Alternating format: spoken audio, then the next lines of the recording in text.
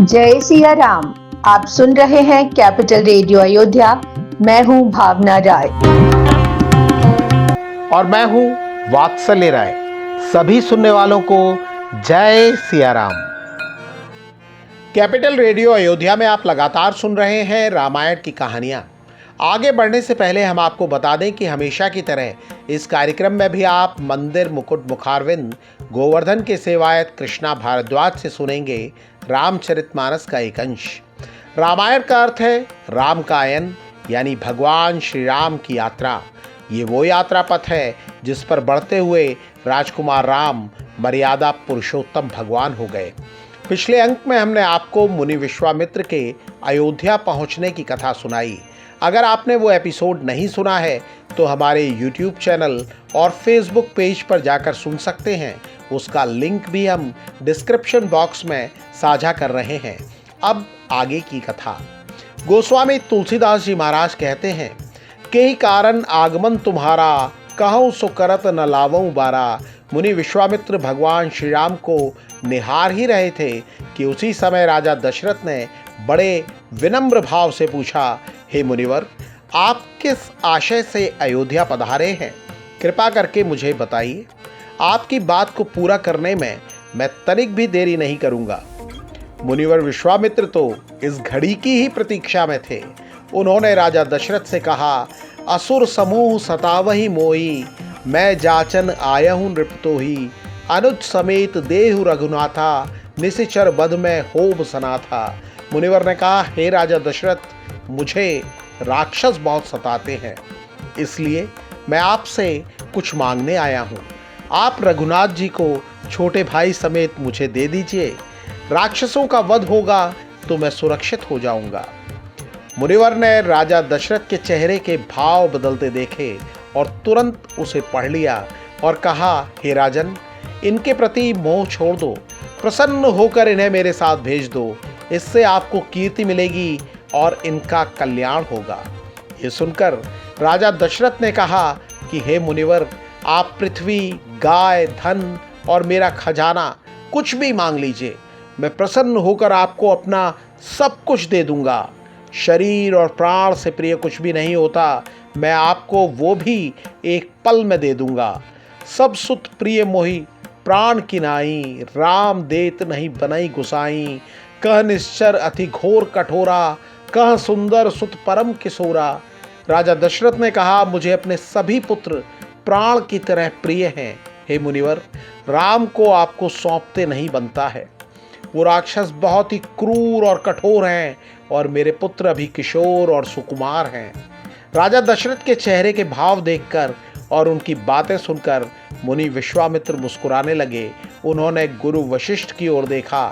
गोस्वामी तुलसीदास जी महाराज कहते हैं, तब वशिष्ठ बहु विधि समुझावा, नृप संदेह नाश कह पावा। गुरु वशिष्ठ ने राजा दशरथ को समझाया, उन्हें कई तरह की बातें बताईं, भगवान राम और उनकी शक्ति को लेकर संकेत दिया। इससे राजा दशरथ का संदेह दूर हुआ। राजा दशरथ ने भगवान राम और लक्ष्मण को बुलाया, उन्हें अपने गले से लगाया और बताया कि वो मुनि विश्वामित्र के साथ कैसे रहें। फिर उन्होंने मुनि विश्वामित्र से कहा, हे मुनिवर, ये दोनों पुत्र मेरे प्राण हैं, अब आप ही इनके नाथ हैं। राजा दशरथ ने भगवान राम और लक्ष्मण को बहुत आशीर्वाद दिए। इसके बाद उन्हें मुनिवर को सौंप दिया। महल छोड़ने के पहले दोनों भाई माताओं से आज्ञा लेने गए और उसके बाद मुनि विश्वामित्र के साथ वन की ओर चल दिए। इस एपिसोड में इतना ही। अगले अंक में हम आपको सुनाएंगे आगे की कथा। कार्यक्रम को पसंद करने और शेयर करने के लिए हम आप सभी सुनने वालों के बहुत आभारी हैं।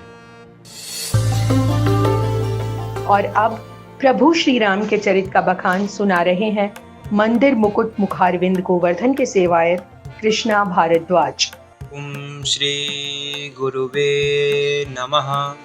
ओम श्री गणेशाय नमः। ओम श्री रामचंद्राय नमः। ओम श्री हनुमते नमः। जय सिया राम। तुरत भवन आए गिरिराए, सकल शैल कर लिए बोलाए। आदर दान विनय बहुमाना, सब कर विदा की नाहि मिवाना। पर्वतराज हिमाचल तुरंत घर आए और उन्होंने सब पर्वतों और सरोवर को बुलाया। हिमवान ने आदर दान विनय और बहुत सम्मान पूर्वक सबकी विदाई की। जवै शंभु कैलासई आए, सुर सब निज निज लोक सिधाए। जगत मातु पितु शंभु भवानी, ते सिंगारु न कहु बखानी। जब शिव जी कैलाश पर्वत पर पहुँचे तब सब देवता अपने अपने लोकों को चले गए। तुलसीदास जी कहते हैं कि पर्वत जी और शिव जी जगत के माता पिता हैं, इसलिए मैं उनके श्रृंगार का वर्णन नहीं करता। करई विविध विधि भोग बिलासा, गणन समेत बसई कैलासा। हर गिरजा बिहार नित नयऊ, एहि विधि विपुल काली चली गयऊ। शिव पार्वती विविध प्रकार के भोग विलास करते हुए अपने गणों सहित कैलाश पर रहने लगे। वे नित्य नए विहार करते थे। इस प्रकार बहुत समय बीत गया। तब जन्मे उसट बदन कुमारा, तारक असुर समर जेहि मारा। आगम निगम प्रसिद्ध पुराना, सन्मुख जन्म सकल जग जाना। तब 6 मुख वाले पुत्र स्वामी कार्तिक का जन्म हुआ, जिन्होंने बड़े होने पर युद्ध में तारकासुर को मारा। वेद शास्त्र और पुराणों में स्वामी कार्तिक के जन्म की कथा प्रसिद्ध है और सारा जगत उसे जानता है। जगु जान सन्मुख जन्म कर्म प्रताप पुरुषारतु महान। तेहि हेतु मैं वृषकेतु सुत कर चरित संचय पई कहा। यह उमा शंभु विवाह, जे नर नारी कई जे गावई। कल्याण काज विवाह मंगल, सर्वदा सुख पावई। षडानन स्वामी कार्तिक के जन्म कर्म प्रताप और महान पुरुषार्थ को सारा जगत जानता है, इसलिए मैंने वृषकेतु शिव जी के पुत्र का चरित्र संक्षेप में ही कहा है। शिव पार्वती के विवाह की इस कथा को जो स्त्री पुरुष कहेंगे और गाएंगे, वे कल्याण के कार्यों में, विवाह आदि मंगलों में सदा सुख पावेंगे। चरित सिंधु गिरजा रमन, वेद न पावई पारू।